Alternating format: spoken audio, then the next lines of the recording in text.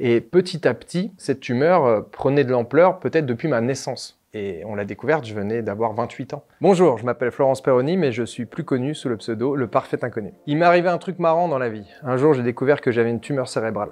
Alors on me dit souvent, waouh, tu devais avoir mal au crâne vu que tu avais une tumeur cérébrale, alors que pas du tout. C'est asymptomatique. J'ai juste fait une mini crise d'épilepsie, partielle. Je perdais la vue, j'avais du mal à parler. J'étais vraiment en mode, le temps que j'arrive aux urgences, c'était déjà passé, j'allais mieux. Mais on a quand même fait un scanner du cerveau pour vérifier si tout allait bien. C'est là qu'on m'a annoncé, vous avez une tumeur cérébrale, de la taille d'une balle de ping-pong. C'est une partie du cerveau qui est en train de moisir, de nécroser. Et petit à petit, cette tumeur prenait de l'ampleur peut-être depuis ma naissance. Et on l'a découverte, je venais d'avoir 28 ans. Avec cette tumeur cérébrale, il y a une façon de combattre ça, ce serait une opération. Le neurologue me disait, on va vous opérer, on va vous enlever une partie du cerveau. Moi, je trouvais ça incroyable. On peut effectivement vivre avec une partie du cerveau en moins. C'était une opération éveillée. Il nous ouvre la boîte crânienne, là j'étais endormi, et ensuite il me réveille et il m'annonce qu'ils vont me mettre des toutes petites décharges électriques sur chaque partie du cerveau avant qu'il enlève. Donc il s'assure avant de m'enlever cette partie-là qu'une fois qu'on me l'a enlevé, j'aurais pas perdu de faculté.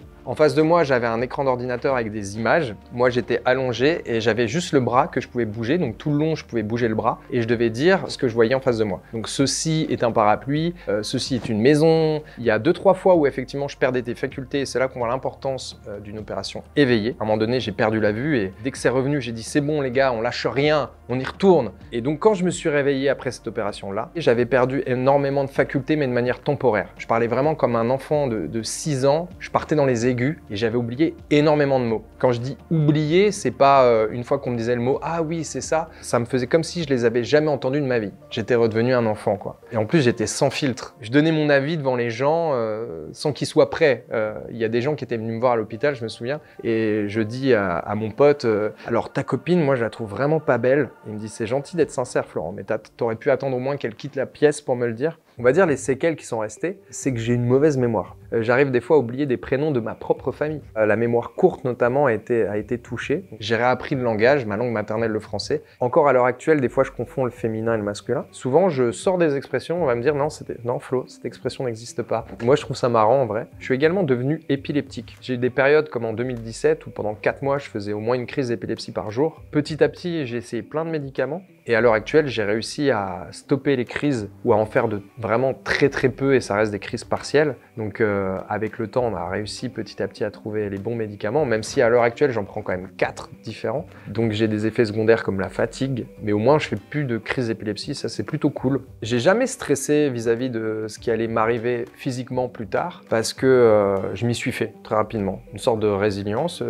ça me fait pas peur. J'ai découvert un truc, attention, je vais spoiler tout le monde, on va tous mourir un jour. Peut-être que ce sera pas de vieillesse, mais autant en profiter plus vite que prévu. Il y a des gens qui me disent comment t'arrives toi à être heureux comme ça. Moi la métaphore que j'ai trouvée c'est comme si je partais en vacances. On sait un jour qu'on va devoir rentrer. C'est très court, hein, pendant 2 semaines on part en vacances. C'est pas une raison pour laquelle je devrais passer mes 2 semaines en vacances en mode waouh bordel ça va être nul, je vais devoir rentrer un jour. Non. Moi j'en profite. Et je pense que si j'avais le choix de revenir en arrière et de ne finalement jamais être malade, bah je préférais la vie que j'ai maintenant. Après ma maladie, ma tumeur, je l'aurai toute ma vie. Ils ne savent pas la guérir. Ils ont su m'enlever une partie, mais depuis, elle a continué à grandir. Mais ouais, même sachant tout ça, je continue à être heureux. Des fois, on est plus courageux qu'on ne pense. Toutes les personnes qui ont des tumeurs cérébrales, moi, ce qui m'a vraiment aidé, ce sont les proches autour de moi. Ils ont toujours eu le sourire. J'ai jamais vu ça comme un affrontement avec une fin triste. Non, on a toujours passé des bons moments. Ça m'a même un peu plus rapproché d'eux, évidemment. Mais ceux qui ont des proches qui sont tombés malades, vous avez un énorme impact, en fait, sur les gens qui sont touchés. Il faut les soutenir et surtout leur offrir un sourire. Ça n'a pas de prix.